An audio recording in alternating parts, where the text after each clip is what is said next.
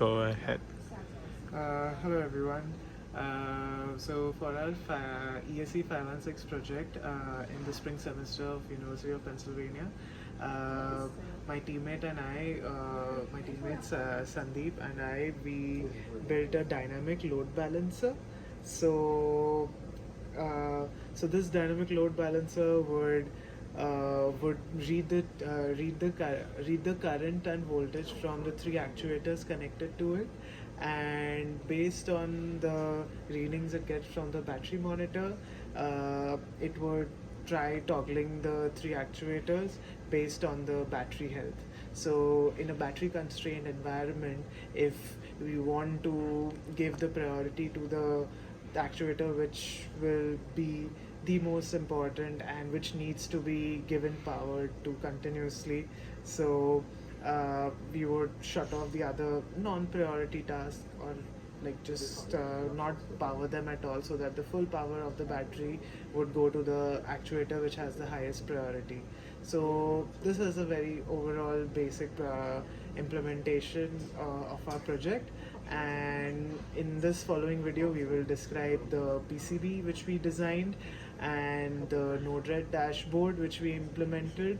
Along with that, how we plan to do the over-the-air firmware updates, and how we programmed, so basically the overall architecture of the PCB.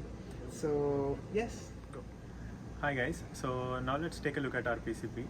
Our PCB takes input from a battery which is called VBAT, and this is the part where we take power from a USB which is called VUSB, and then this is called a battery charger which will charge the battery via the VUSB power which we get, and we have the power which we get from our V battery. We'll use it to divide into two parts. One is 3.3 volts and one is 5 volts, and the 3.3 volts is a buck converter and the 5 volts is a buck boost converter.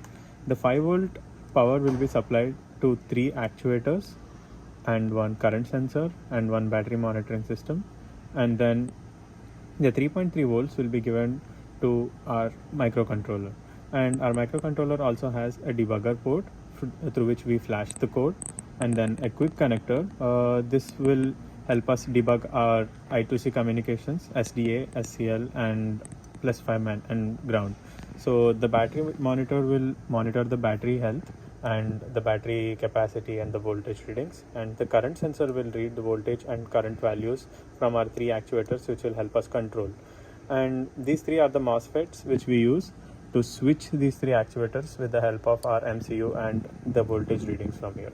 And this is our user button and this is our reset button, and this is where we store our firmware which will store our code and everything else, which is our SD card. Go. Yes. So we created a Node-RED dashboard, which would consist of the battery level monitor. Battery level. This value we would get from our battery monitor. The battery monitor we're using is a BQ27441 sensor, and it gives the voltage reading. And this is a state of charge. So currently the battery is at 100% charge. And we'll also be monitoring the current and the voltage reading drawn by the three actuators connected to our PCB. So that is possible through our current sensor which we are using.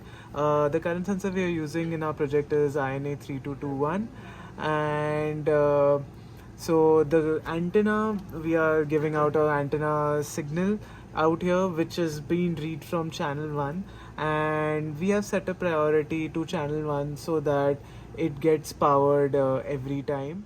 Hi guys, so now let's take a look at the working of our project. So as we said, it has to control three actuators based on priority.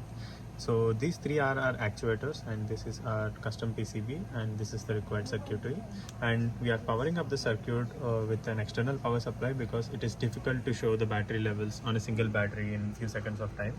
So initially we set the battery to 4.3 volts, and you can see that all the three fans are working, which means all the three actuators are completely working fine. Now we'll reduce the power supply to almost 4 volts.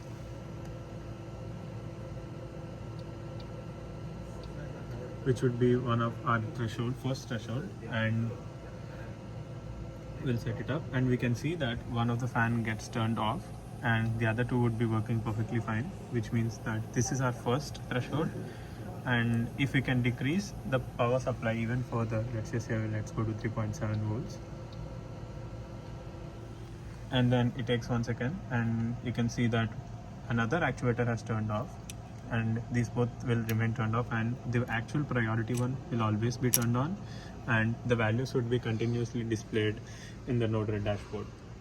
And if we try to increase the voltage again, let's get it to 4.2 volts again, and then we can see that in a second everything lights up again.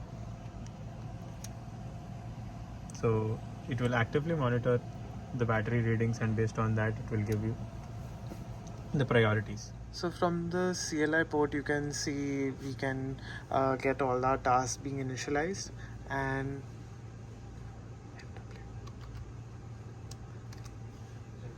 when we press FW, we can also implement the over-the-air firmware update, and this update can be then later stored on our SD card, which we added to the PCB. So one of the challenges we faced was the current reading from the three actuators. So if you see the wires coming out from the test points, so basically our current sensor is a high channel current sensor, and we while doing our board bring up, we realized that we are reading over the low channel side, so the shunt resistor placement was incorrect, and for that we had to remove the three shunt resistors, and we had to pull out the wires from the test points which were connected to the INA sensor, and we manually added our own shunt resistors of 500 milliohms, and we tried creating a high channel circuitry there, so that the current would so that our current sensor would read the values from the three actuators. And this was one of the major hardware issues which we faced. Another hardware issue which we faced was a manufacturing issue.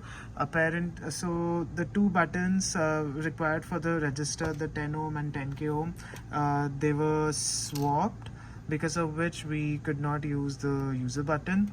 But overall we managed to get the current reading properly of the R3 actuators connected to it, and based on the readings we got, we could monitor them. We could present them over the Node-RED dashboard, and on that basis we could toggle as well.